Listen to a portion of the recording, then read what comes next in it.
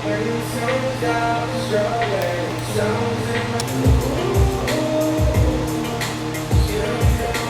up, guys? Welcome back to week number 5 of Prepping for Ironman California. The goal here is to qualify for Kona in 2026, and we're over here prepping for Ironman California October 19th, 2025. So this is week number 5 of prep, and I'm back here on the bike for 2 hours. Today is Tuesday, September 2nd, and we have some low cadence work. That is actually the topic I want to talk about right now, is low cadence. So a few weeks ago I had the opportunity to fly over to France and work with Sam Laidlow, and I got the opportunity to shoot and film with him and also just pick his brain on how to improve in this sport. And one thing I really noticed out there and talked to him about was how to get stronger on the bike. Him and his dad mentioned a few things to me, one of which FTP is irrelevant in terms of the Ironman distance. If you don't know what FTP is, it's your functional threshold power. It's the most amount of power that you can hold out and sustain for an hour. And basically they said that that number is irrelevant because you're riding for a lot longer than 1 hour. So they actually have some different methods, one of which is a lot of low cadence work to get stronger. And I actually started doing some research. Kind of wanted to share with you what I've learned via deep research on ChatGPT. So check this out. So if you don't know what big gear or low cadence work is, essentially what you're doing is pedaling very slow, slower than your typical, average workout or race. There's a lot of different ways to do things, so I'm not going to say this is the way that you should be doing things. There's a lot of different methods out there. So first off, I want to preface by saying that there's different tactics that work for different people, and this is something that I'm currently implementing right now and trying out. So essentially, big gear and low cadence work means you're in one of the last gears. You're in that big gear where maybe like 10th, 11th gear, 12th gear, where it's very hard to pedal. And typically you would be in these gears when you're either flying or going downhill, but it's actually a training strategy. So basically what I did is I asked ChatGPT what are the benefits and how it can help on the Ironman, and this is kind of what it gave me. So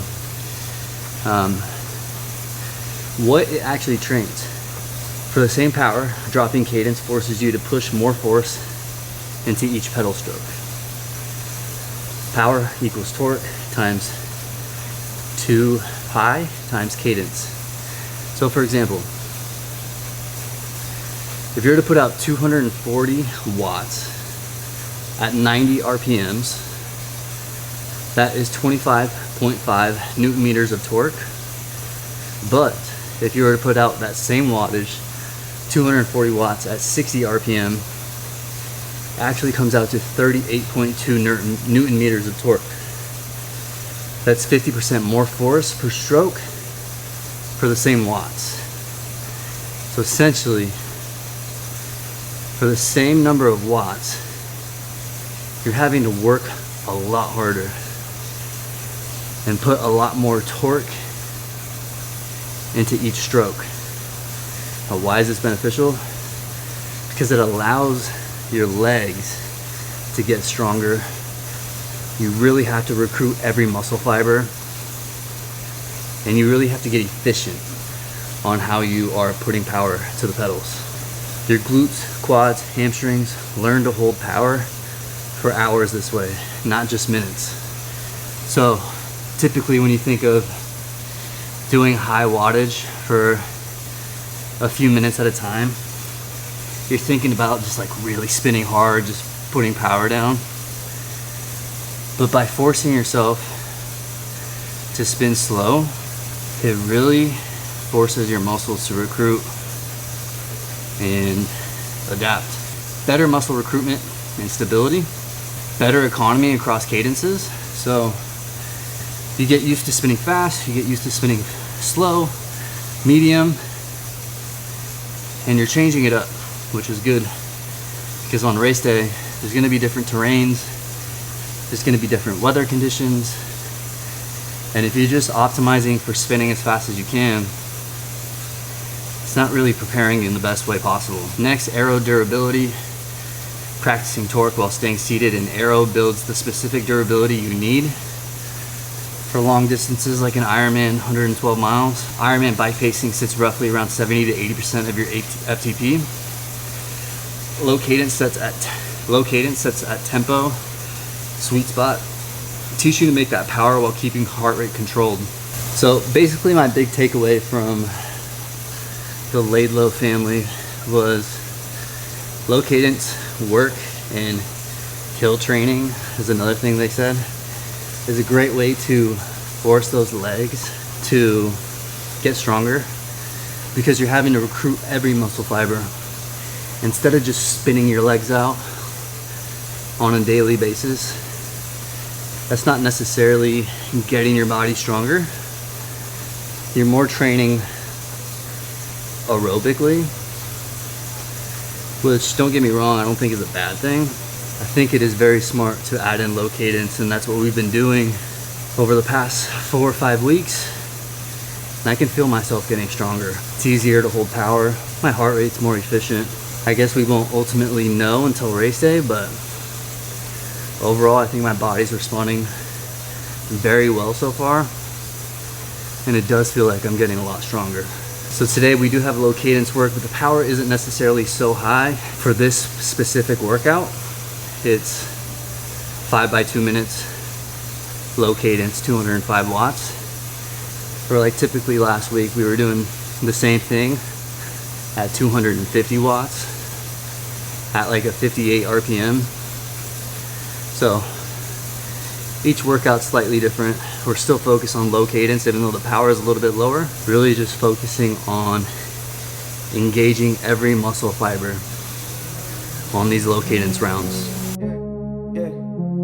I done seen death, bro. You not fucking scaring me. I ain't even scared to leave. You don't put no fear in me. $100,000 nowadays for the appearance fee, but fuck your money. Ain't nobody telling me where to be. Yeah, hey, truth is what I'm here to speak. Don't care if no one hear me. I got people near and dear to me that still ain't here for me. The minute that I heard your voice, you sounded like my family. You sounded like a melody to me. Yeah, I just wanna talk. I don't really wanna fight though. I just need a break, quick break from my mind now. Cruising through LA, we could drift with our eyes closed. Everything you say, yeah, sound like music when I'm high. It sound like music when I'm higher. It sound like music when I'm higher. And I just took another one, I'm trying to take you higher. Alright, so just a quick recap on today. Overall, 17.3 strain. The bike workout was a 14.1 strain specifically, mostly staying in zone 2 and zone 1. So even though we were doing low cadence work, the wattage was low enough that I can focus on what needed to be done, which is recruiting those muscle fibers. So have a big swim and a big bike tomorrow.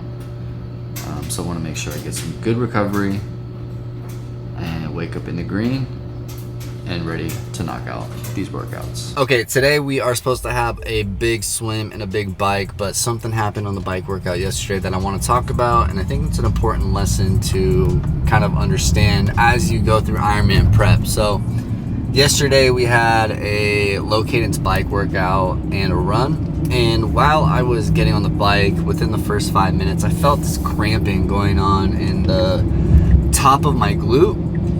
And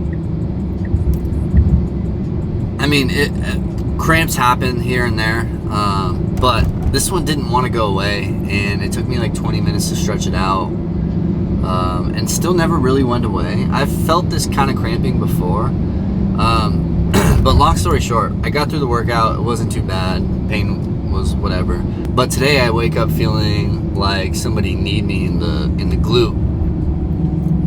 So I'm having like residual tightness, and this is the important thing I want to talk about. Is it's really important to understand what your schedule looks like throughout the week of training, and if you need to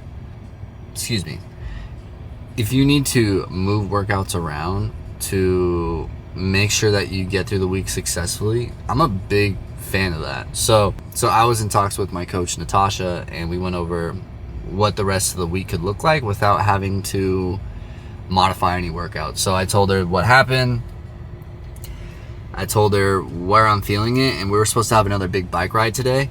And I just think that's the dumbest idea, is to get back on the bike for another 3 hours that's where the pain came from. So after the bike ride yesterday, I was able to run 3.5 miles, and the pain's not really there. It's just a little bit of tightness. So with that in mind, I wake up today feeling sore. I think it's a perfect idea to hit my Thursday run today and move the big bike and big swim to tomorrow. So today I'm able to get in that hard run that I need to get done, but also hopefully it opens up my glute and kind of stretches it out while I'm running, and gives it a little bit of rest too. So before we get on the bike tomorrow, so we're switching tomorrow's workout with today's workout, and we are also switching Saturday and Sunday. So now my big bike ride will be on Sunday.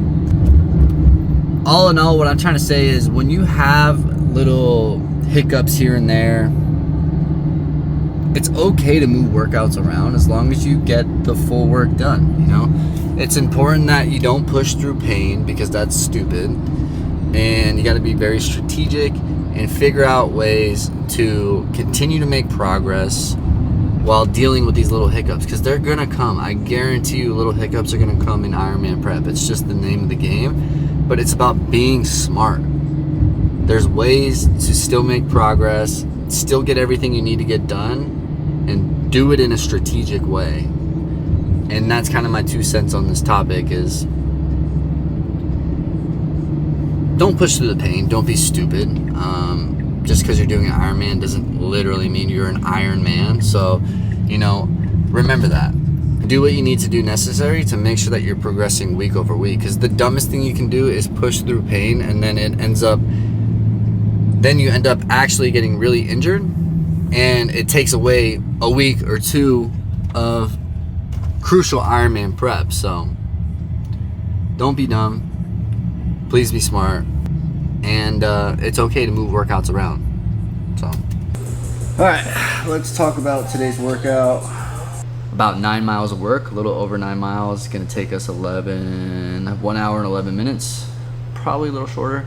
So we got a 1.5 mile warm up, and then the main sets are 2 by 1K, 3 by 600 meters, 3 by 200 meters, 400 jog, 2 rounds through, and then a 2 mile warm down. So some of the pacing that we're looking to hit today is, for the 1K rounds, we're looking to stay anywhere between 6:01 to 6:08. For the 600 meters, we're looking to stay between 5:47 and 5:57. And for the 200 meters, we're looking to stay between 5:26 to 5:41.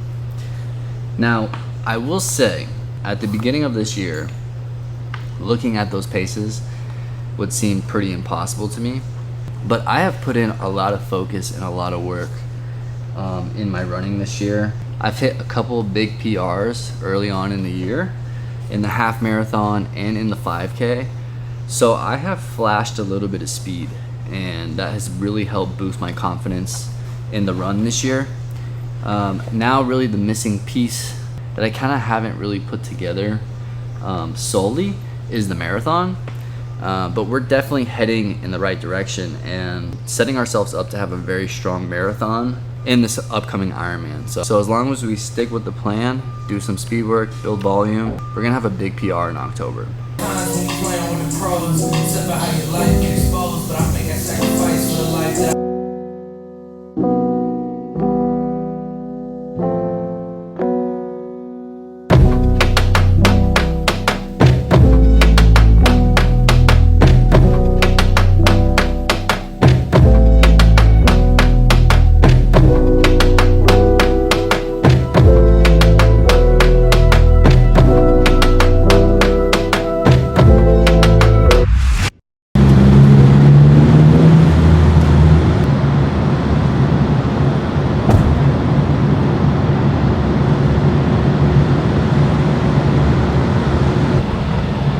Today is Friday, September 5th, and it's been quite an interesting week. I've been dealing with some weird glute cramping.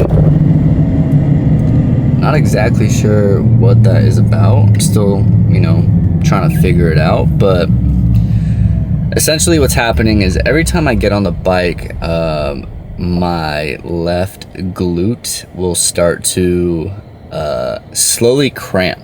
It feels like a cramp. I'm not sure if it's 100% a cramp, but it definitely feels like a cramp. Essentially had to move one of my tough bike workouts to later in the week, and we flip-flopped. I was still able to run, still able to swim. I was still able to bike as well. I just had to get off the bike a few times and kind of stretch it out, but even then it would still come back. And yesterday I was able to test it out again and give it another go. Again, same thing happened. Very strange. But I will say I took a baseball, basically laid on it, and finally I was able to relieve it. So that's like the one good news here. It's definitely not a pulled muscle. From what I'm understanding, a pulled muscle would be more significant. I'd feel it in other things, and I don't feel it on the run. I don't feel it on the swim. Just like this weird cramping that keeps happening. So anyways, today is that hard bike day. So we've got 2 hours and 40 minutes on the bike, and it's time to test it out again. So I'm gonna be really diligent about stretching, just a little bit of a pre-stretch routine, and then maybe roll on the baseball a little bit, just kind of get that muscle fired up and ready to go.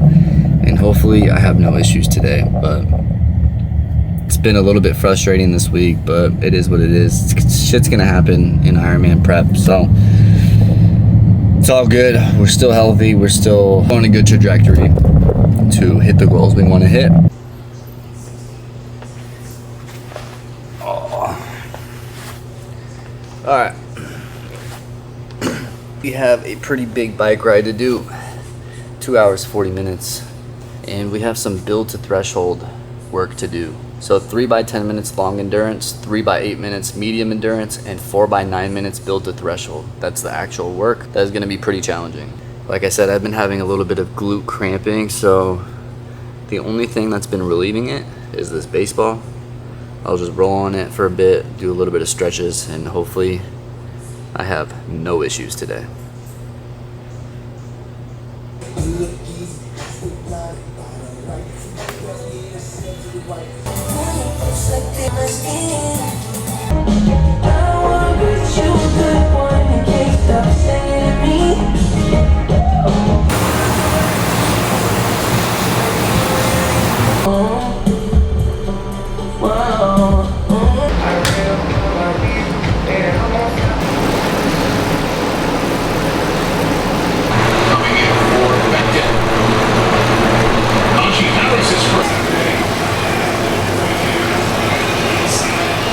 I feel like this video is starting to be kind of ironic because can't make this up. This cramping in my glute that I'm feeling, I got rid of on the left side, but it went to the right side. Same exact spot, same exact feeling, but on my other glute. So this tells me something's going on.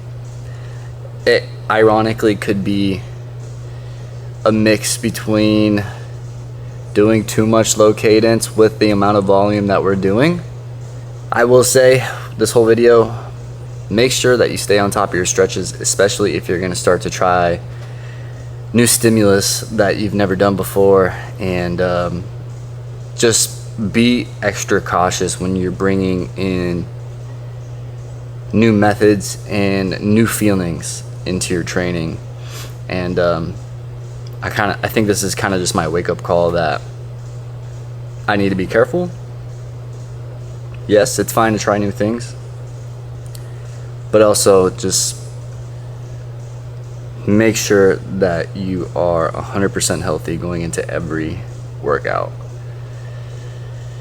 I was able to get 80% of that workout done, about 45 miles. And yes, it's fine. It wasn't the full workout, but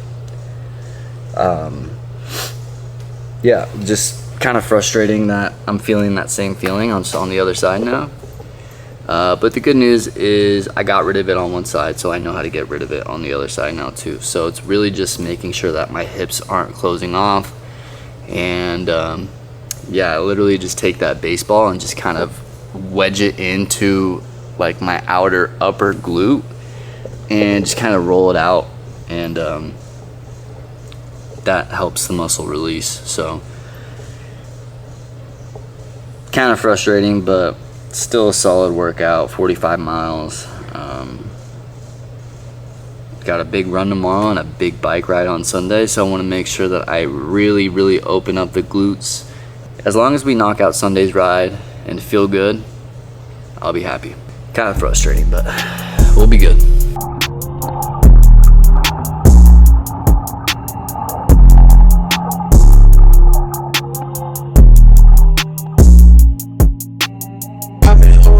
I've been a god, I've been and out.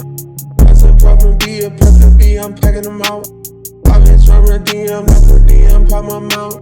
Hop outside of Hugh, nigga, we all get them out.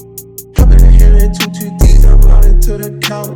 Got to see them all the meat, I know the no in doubt. I could be the photo box over to a house. I was so funny, I ain't heard it out my mouth. Having the time to got codeine, I'm in my system. Turn off either man, I'll never need a feed. Let's talk proteins, I got codeine up in my mouth. I'm on other things, I'm on a dealer in my house. I've been OMG, I've been a god, I've been and out. That's a proper B, a perfect B, I'm packing them out. I've been trying to DM, not for DM, pop my mouth. Hop outside of Hugh, nigga, we all get them out. I've been OMG, I've been a god, I've been and out. That's a proper B, a perfect B, I'm packing them out. From a DM, not for DM, pop my mouth.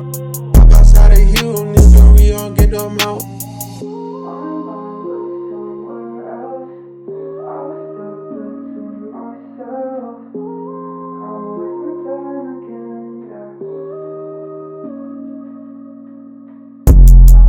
I'm still waiting on my moment, give a damn about my opponent. Got some M's and teleported, I'll secure my knees. Flying all across the border, watch me spread my wings. For my mother, and for pops playing the sea. Every time I was stuff from envious and greed. Every time I rock a show, my fans don't wanna leave. Working out in boxing mode, we trainin', we like Creed. We trainin', we like Creed. They know that Creed. Oh, pop a few, I'm geeking on shrooms. I'm healing up, but my inside still bruised. Just hold 10, I'm just stopping. OMG, I've been a god, I've been and out. That's a proper B, a perfect B, I'm packing them out. I've been trying to DM, not for DM, pop my mouth. Hop outside of Hugh, nigga, we all get them out. Yeah, tell me where you're at. It was really strange. So on, I think it was Tuesday or Wednesday, I started noticing that as soon as I got on the bike, felt like a cramping sensation at the very top end of the glute, kind of like where it's like close to like attaching to the hip, and it just felt like just a cramp that I've felt before. I felt it actually like on a race day before. Got to the big workout yesterday and no pain, just that residual soreness. So I took it really gingerly and hit all the numbers I needed to hit. And then the big thing was redoing what we did last week towards the end, which was like 20-minute blocks with a 30-second surge. Yeah. And so what I did this time was I put it in erg mode, so I was able to pretty much nail those numbers. It was very, very hard, but still was able to knock it out. So all is good there. Yeah. I don't think anything needs to change. I think it was more so just, all right, like I need to do more stretches. I need to really dig into that glute hip area, especially as we do this type of like low cadence, new stimulus type of training. I mean, outside of this, do you feel like, man, my body's really coming around? I mean, that's what the last time we spoke, you were already feeling that just in 1 week of added volume. Yeah. Are you continuing to feel that trend? Yeah, I think I'm feeling really confident all around. Back-to-back 5K swims, like I've never done before, and like my body's responding really, really well. So, Awesome. yeah, feel really good. Yeah. Okay, cool. All right, sounds good. Okay. Thank you so much. We'll keep it up. I'm still available, so if something comes up, just don't hesitate at all. Honestly, in these next 5 weeks, like let's stay in really good contact. The communication on Training Peaks has been very valuable for us to see the data points and like affirm, okay, we're at the power we need to be. We're handling things, or we need to change things. So yeah, just keep that up. Cool. Okay. Sounds good. Thanks for the call. Thanks, Chris. Safe Okay, travels. bye. Thank you. Bye. Bye.